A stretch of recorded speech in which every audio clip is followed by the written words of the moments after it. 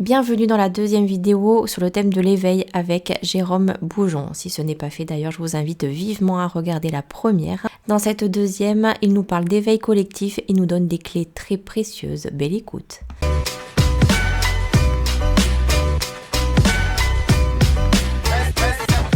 Bienvenue dans une série d'interviews inspirantes sur le thème de l'éveil. Au fil de cette série, nous avons le privilège de rencontrer des individus exceptionnels qui ont vécu des expériences profondes de transformation. Cette série d'interviews est conçue pour vous éclairer, vous inspirer et vous inviter à explorer les profondeurs de votre être. Bonjour. Bonjour Jérôme, merci d'être avec nous ce soir. Alors d'abord, je m'appelle Jérôme Boujon, enseignant de Kundalini Yoga depuis une dizaine d'années. Je suis un expert en géométrie sacrée depuis peut-être plusieurs incarnations. Je suis inventeur, multithérapeute, conférencier et peut-être bientôt écrivain. C'est dans les tuyaux, on va dire. Et justement, c'est sur un sujet qui va vous intéresser beaucoup parce que, bon, je sais pas encore le titre du livre, mais le thème du livre, c'est les flux de la conscience. Je suis un être absolument égoïste. C'est vrai, hein. J'ai pas envie de vivre une vie où les gens se battent, où les gens sont en compétition, où les gens sont en malbouffe, sont malades, manipulés. Non, mais j'ai pas envie de vivre ça. Non, vous avez envie de vivre ça, vous? Ça rire. Non, je parle pas, sinon vous feriez pas un live sur l'éveil. Donc, je suis absolument égoïste. Je veux créer ce monde de lumière. J'y mets toute ma force, mon énergie, mon mental. Là, mon mental, il est canalisé, il est orienté dans cette direction-là. Vous ne pouvez pas faire sans votre mental, sans votre ego, sans la terre, sans l'eau, sans l'air, sans les émotions, sans la colère, etc., sans la respiration, sans le prana. Mais vous pouvez canaliser tous ces éléments. Vous pouvez canaliser la colère, c'est quoi? C'est une force d'action, de décision, de trancher, de se positionner. En général, quand on arrive dans des états de colère, c'est qu'on frôle l'état d'insécurité et que nous n'avons pas posé notre parole, nos limites dans le temps voulu. Et quand on rumine beaucoup trop dans la tête, c'est qu'on n'est pas suffisamment dans l'action. Si vous êtes dans l'action, la tête, elle va gérer les choses qu'il y a à faire là, et toute cette énergie va pouvoir être canalisée dans la manifestation. Ça se tient, c'est bien cohérent. Voilà. Si je comprends bien ce que tu as dit, je dirais que tu as dit que l'univers est à notre service, mais aussi on est au service de l'univers. Ça va dans les deux sens. Au service de Dieu. On n'est pas obligé, mais c'est préférable. C'est préférable. Souris à la vie elle te sourit. Servir l'univers ou Dieu, on l'appelle comme on veut, la lumière, le grand tout, quelles que soient les étiquettes, on reçoit tellement plus. Tout simplement, on reçoit tellement plus en soi. L'univers est à votre service. Vous pouvez avoir confiance. Il vous abandonnera pas. Il vous abandonne pas. Il vous a mis sur la terre. Il y a bien une raison et il attend de vous votre meilleur.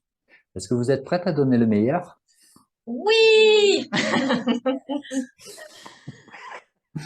Ah, Il attend qu'on ait la foi, quoi, en gros, simplement. ouais, c'est important. C'est un élément important. Il y a aussi une donnée qui est la flexibilité et l'adaptabilité. Si des fois il y a des choses que l'on veut et ou que on suppose que ça se passerait comme ça, c'est pas forcément qu'on le veut, mais ça se passe différemment.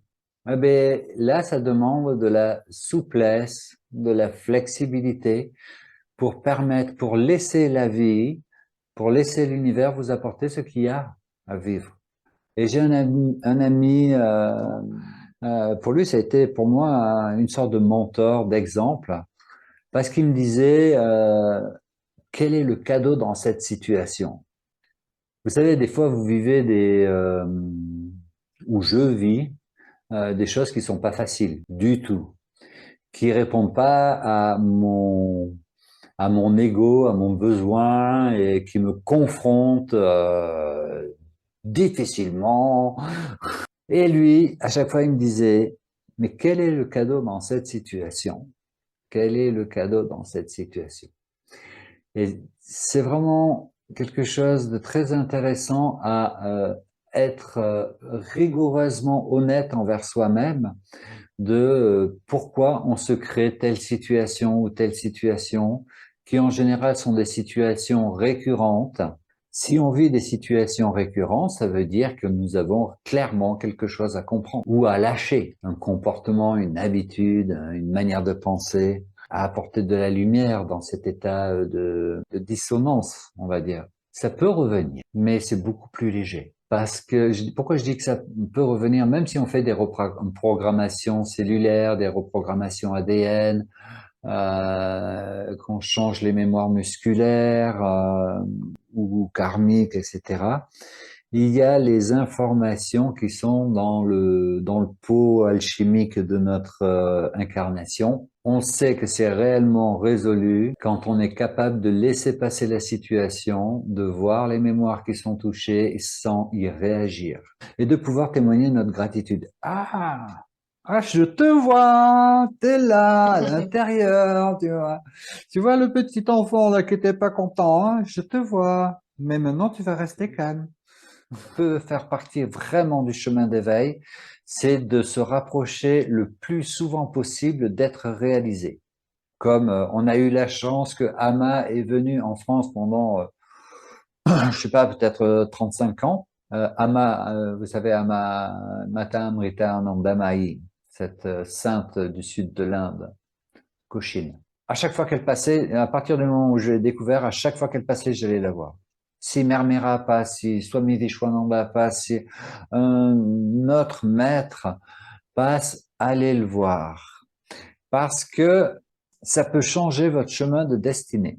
Mais au-delà des incarnations, si vous avez eu l'opportunité, si on vous parle d'un maître, etc., allez le voir.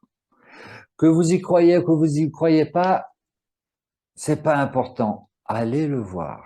Pourquoi? Parce que au travers des cycles d'incarnation, au travers des cycles du temps, il y a des fractales, des résonances. Si vous rencontrez un être éveillé maintenant, cette année, dans cette vie-là, obligatoirement, dans cette vie plus tard ou dans d'autres vies, vous allez devoir, par effet de résonance, rencontrer d'autres êtres éveillés, réalisés. Et c'est une des meilleures manières de pouvoir évoluer, atteindre l'état d'éveil permanent, que de se rapprocher d'êtres qui l'ont déjà réalisé.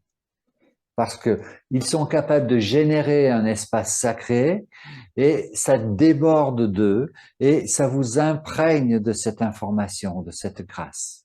Je dis ça, mais vous voyez dans Matrix, lui, arrive un moment, il ne voit plus le corps de la matière, il voit juste l'énergie. Et du coup, ça s'est engrammé et ça active votre nature profonde qui est cette réalisation. C'est juste revenir à la source, revenir au soi et à la présence.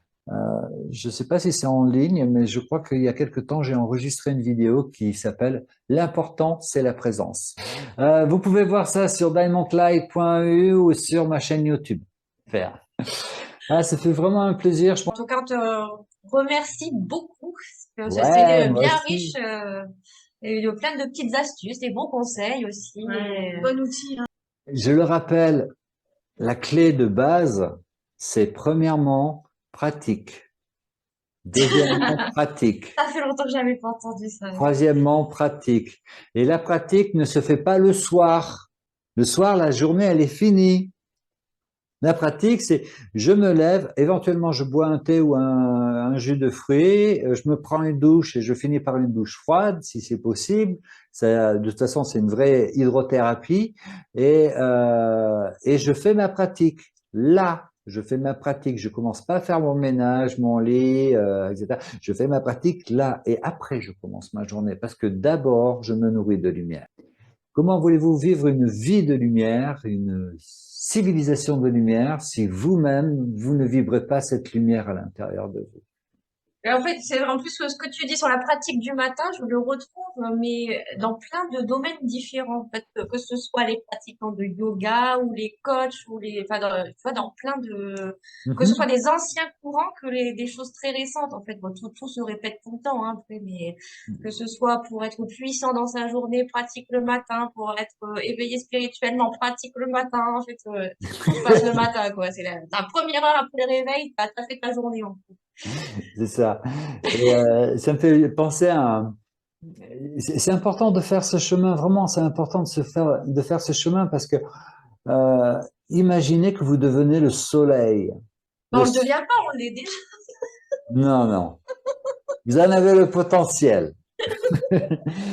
Mais la puissance Bientôt de le découvrir. nucléaire, et genre, j'insiste sur le mot nucléaire du soleil, une puissance nucléaire, quand votre capacité de visualisation, de projection, de manifestation sera d'une telle puissance que ce sera équivalent à une puissance nucléaire solaire, imaginez la puissance de lumière que vous pourrez émaner tout autour de vous et dans votre base de lumière, parce que je vous souhaite d'en créer une, vous aussi. Et on est loin du compte. J'ai beaucoup de remises en question à faire personnellement. J'ai beaucoup Ah, a priori, d'ajustements, oui. beaucoup de travail à faire. Même si ça fait 36 ans que je pratique, j'ai du chemin encore à faire, vraiment très humblement et simplement, hein. Mais Et t'as 43 cubes qui vont arriver pour ça, donc. non, non, j'en ai un peu plus. J'en ai déjà eu 43. Donc, je voulais dire que ça me rappelait une situation où nous avons beaucoup de chemin à faire. Et une fois, la dernière fois que je suis allé en Inde, j'ai mené un groupe avec nous sur les traces des saints du sud de l'Inde. Et on a eu un satsang, une question-réponse avec la femme d'un maître que j'adore, son ashram. J'ai été touché par son ashram, qui s'appelle Ma Yogeram Surat Kumar. Et donc, on a un satsang, on est juste 6 personnes, 6 Européens, avec cette petite Indienne. Elle arrive avec une demi-heure de retard, elle me dit, je suis désolé, je peux pas vous recevoir trop longtemps, j'ai juste 1 heure avec vous. On est resté 2 heures et demie avec elle, avec une petite voix, tout ça. Moi, j'étais dans un état absolument terrible, envie de crier, de pleurer, de partir en courant. Et puis à la fin, donc on fait un échange et je lui explique mon état. Il dit, mais tu sais, c'est normal, ici c'est une douche de paix. Ce que je veux dire à travers ça, c'est euh, combien nous sommes préparés à vibrer la paix, l'amour, la lumière, sans subterfuge, sans état éphémère, sans produit, sans compensation de chocolat ou d'autres choses. De vraiment vivre un état de paix, de lumière intérieure. On a vraiment beaucoup de chemin à faire et il est important de ne pas perdre de temps. On peut penser que ça va prendre plusieurs vies et toujours une sage de l'Inde qui est mère de Sri Aurobindo et qui a créé Auroville lors d'un Golden Day, d'un darshan qu'elle a donné en fait. Je suis tombé sur une petite phrase, elle me dit, si vous prenez 5 minutes par jour pour trouver Dieu, vous aurez certainement besoin de plusieurs vies.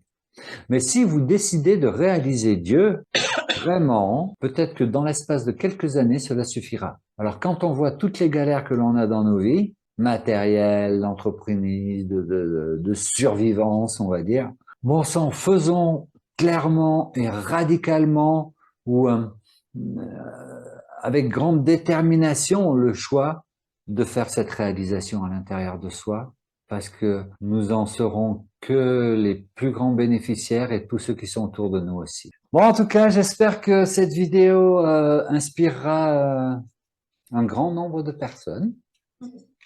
J'en doute pas. Donc, je vous À très souhaite à bientôt. tous de pratiquer, pratiquer et pratiquer. On va faire ça tous les matins. Merci. Merci pour votre écoute et n'hésitez pas à partager cette bulle de conscience si vous l'avez aimée et à activer le petit pouce vers le haut pour nous encourager à continuer. Bientôt.